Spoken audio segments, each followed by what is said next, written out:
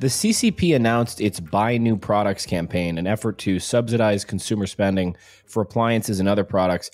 Can you tell us a bit about this and the reasoning behind it from the CCP's perspective? Well, this is nothing new. I mean, China tried this measure several times before, but this time seems to be on a massive scale.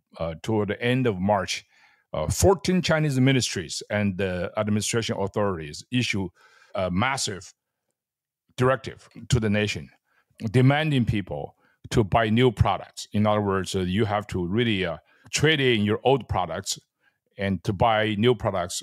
So the local government are mobilized. Millions of cadres went to people's homes to check on the expiration date of their meters, appliances, even cars and computers. They arbitrarily enforce that kind of expiration date. In the West, in some companies, we call it life cycle. So the use for certain years, then you must change it. But, this is consumer goods. People do not have money to buy this stuff. So this is kind of a anti-market Chinese executive administrative demand for people to buy things.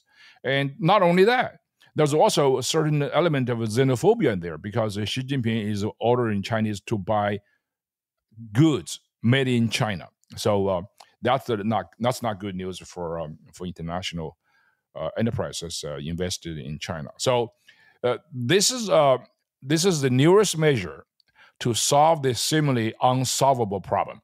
That is China's tanking economy. The economy is tanking mostly because the three major index of the healthy economy, consumption, export, investment, are all down, way down. So each has a foreign and domestic aspect of this in this consumption, export, and investment. Now, foreign aspect has gone south.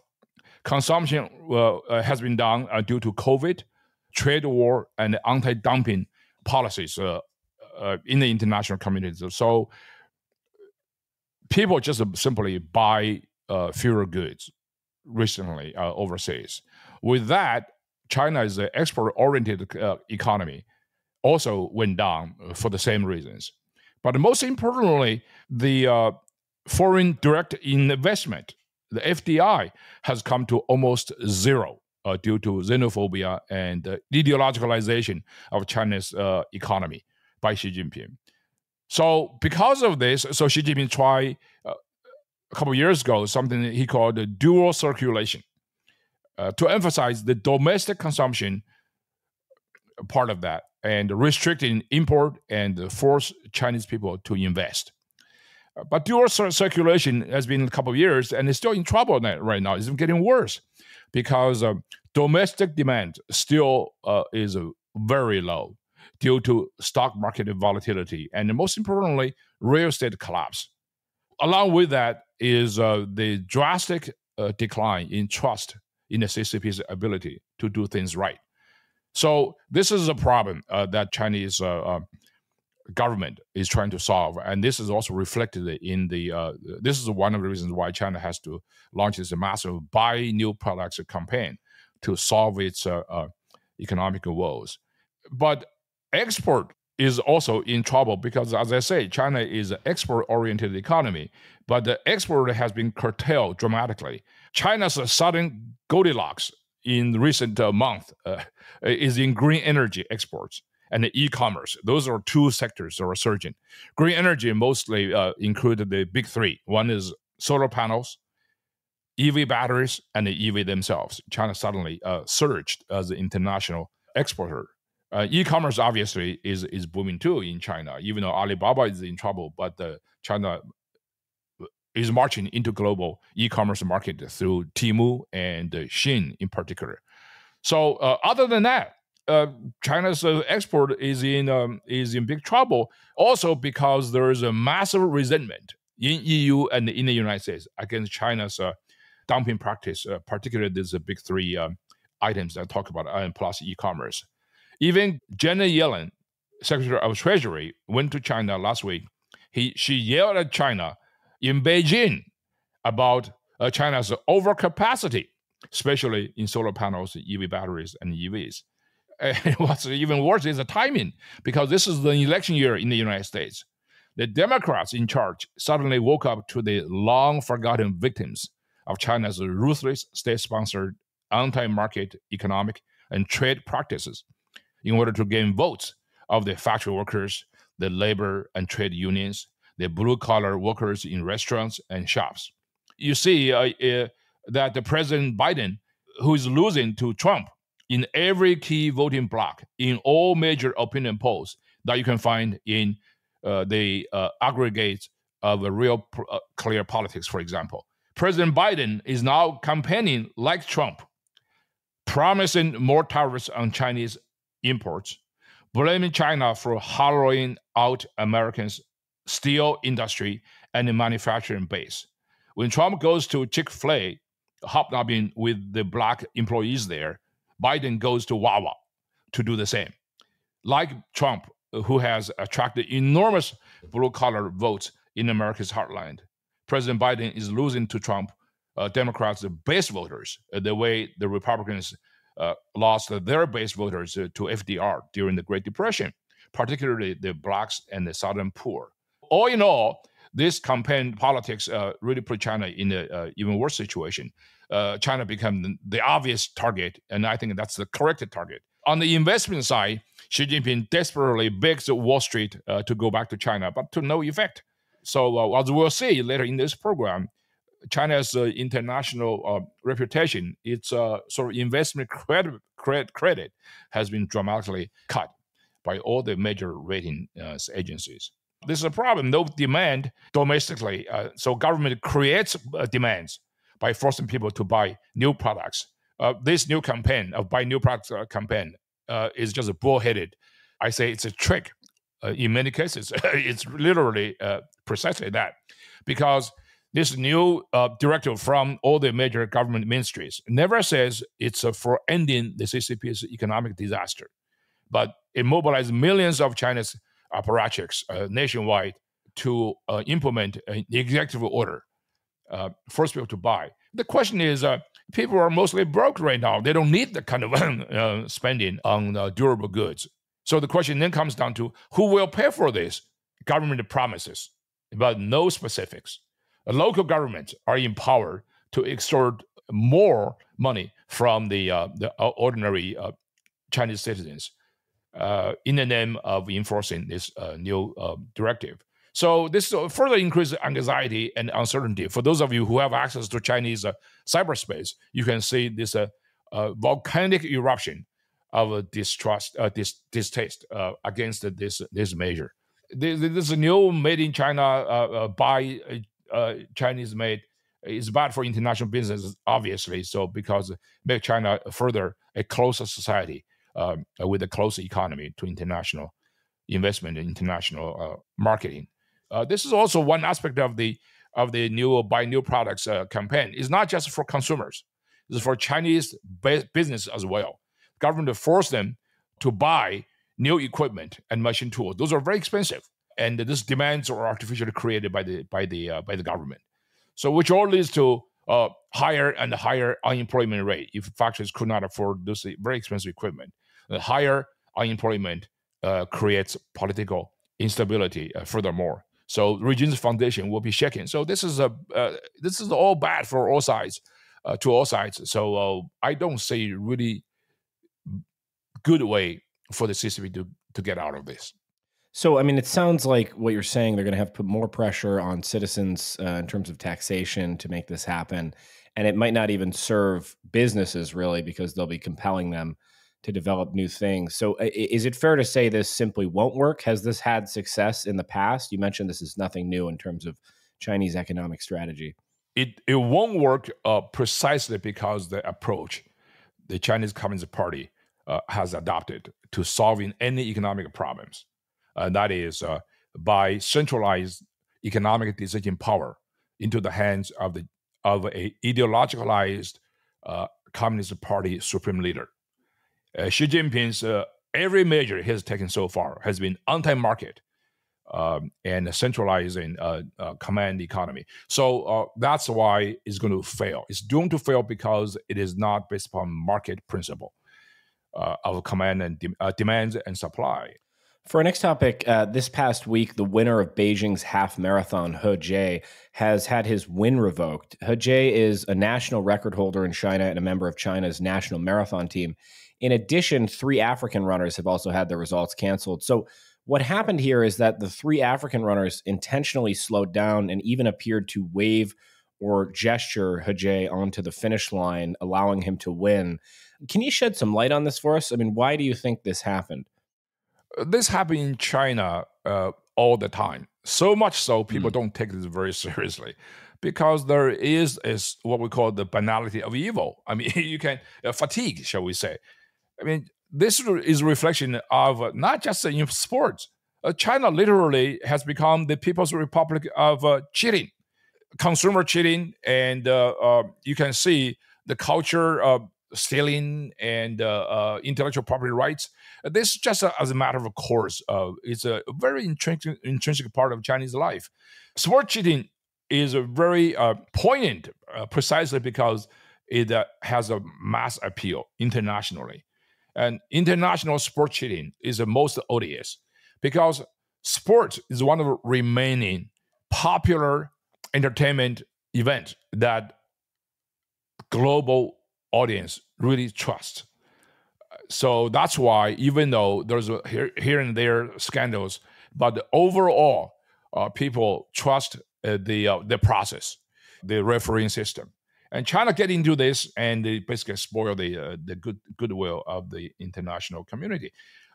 You'll recall, this is not the marathon, half marathon incident is not really that isolated.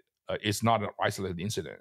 You recall during the vigorous discussion about the origin of COVID in 2019 and 2020, there was a China-sponsored 2019 Wuhan military games that took place in September 2019. And even that game, China as a sponsor, was caught cheating red-handed. They sent their athletes some kind of secret shortcuts so Chinese competitor would win. And that was 2019.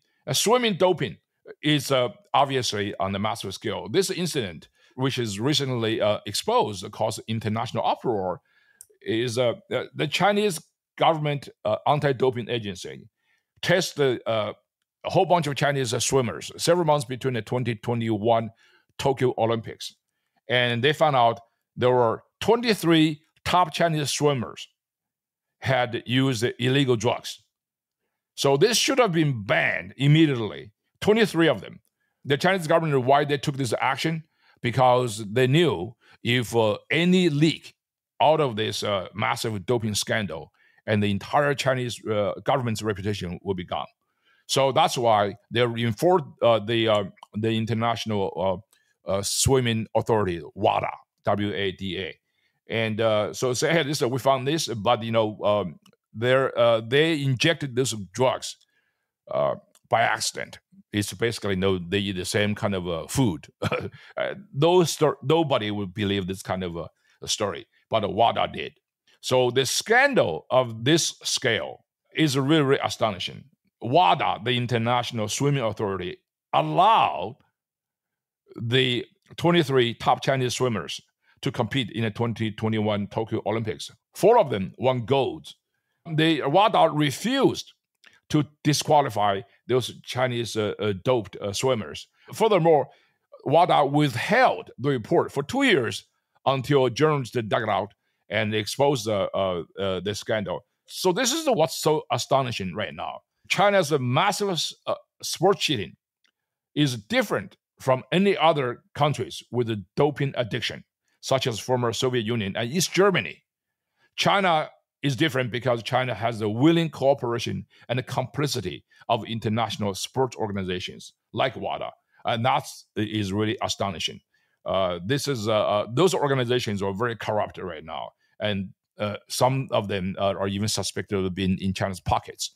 And that's the pernicious aspect of all this cheating right now. That is astonishing. And I mean, as you note, this is not, an isolated incident in China and maybe even an indication of a broader trend of fraud. Would you say, is this something that is sort of solely top-down driven by the government? Is this something like, does the government make any attempt to overcome widespread fraud, or what would be the genesis of this? First of all, international sports competition and all the athletic training for that has always been monopolized by the government, by the state. Mm-hmm. So anything that you saw, doping is near 100% sponsored by the state. We had a doctor who's a woman doctor. She's very brave. I believe she lives now in Germany. She was China's top sport doctor. She revealed that she herself orchestrated, administered all these doping campaigns in the past. So this is nothing new. Sports is a view by China as a measure to gain international reputation. So like the Soviet Union, like East Germany, like Romania, like China. So they're all of the same nature. So that's why doping here is different. People always say, yeah, in the United States, you have doping incidents too. And Lance Armstrong and all those guys, oh, you're a hypocrite. That's totally not true, because the sports cheating scandals caught in the West are almost done by individuals, almost all of them. Lance Armstrong, of course, once found, their career will be over. China is different. When cheating scandal is orchestrated by the state, and when discovered, China would the first instinct is to cover up. Second instance is to find all kinds of ridiculous excuses, and nobody would believe it, and to cover it up too. In this case, for example, you talk about the half marathon scandal. This guy He Jie, he's clearly not the best runner there. The three African runners were clearly covering him up. So the Chinese Sports Authority came up with this ridiculous excuse after a national, even global uproar erupted. The Chinese authority said, well, there's three Africans. They were pacers, they're pacemakers. This is a nonsense because those three Africans, pacemakers, they actually won silver and bronze. They won medals too. They went on the stadium to receive this award. Clearly, they're not registered as pacemakers. They're registered as competitors. So He Jie, is China's top marathon runner. I mean, you can see through the footage toward the last leg, he was clearly struggling, and the three African runners were, running at ease. They could have easily won the case, but this is a scandal. This is a cheating. That's the Chinese style. And for our last topic, earlier this month, the global credit rating company Fitch revised its rating on China's credit from stable to negative, citing rising risk to China's public finances and an uncertain economic outlook. Moody, another credit rating company, similarly changed their rating to negative this past December. Miles, we've talked a lot about China's uncertain economic outlook, but why is this development in particular important? Well, it's important because, as I say, which is related to the earlier sports cheating. I said at the beginning, many listeners probably felt like I was particularly harsh on China being the People's Republic of cheating. I was not kidding. The biggest cheating scandal in China, is certainly one of the biggest ones, is China's cheating on its economic reality. The Chinese government has been deliberately promoting the mirage of Chinese economy is in it's in good shape. For decades, they could get away because there's some greedy, unprincipled Wall Street investors trying to make a big, quick buck in China, knowing that China's economic reality is terrible, but they want to go there and to invest their money by creating this artificially promoted, the hyped, rosy picture of Chinese economy.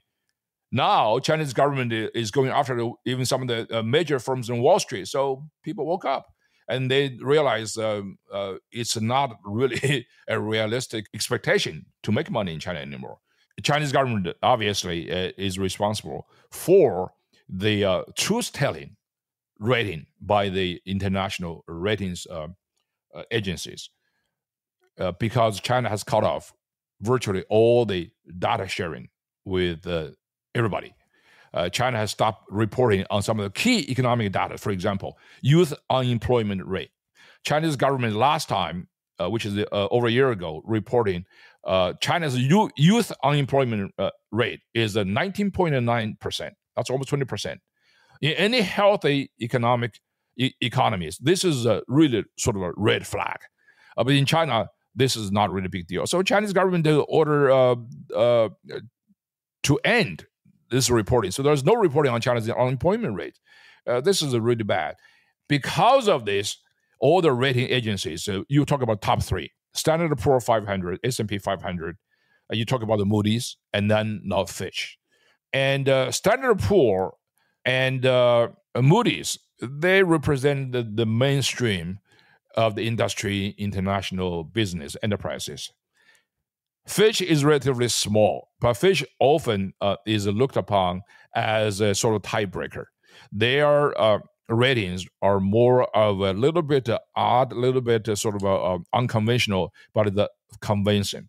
Now, all the three major international ratings agencies, the Moody's, the S&P 500, and now Fitch, has cut China's credit outlook to negative. So this is more of the economic reality in China. So we're seeing more and more of this. So why is it important? Because it is important for international capital to reassess their desire, expectation of China's investment environment. Now, Xi Jinping and Chinese government, and now the Wall Street, and including some of the major China promoters like the Harvard University and all these relationship committees, they're trying to sort of woo the international capital back to China. And so the timing is actually very, very crucial, because with all the professional ratings are so negative, and I think the chances for the FDI to go back to China is not really that rosy yet.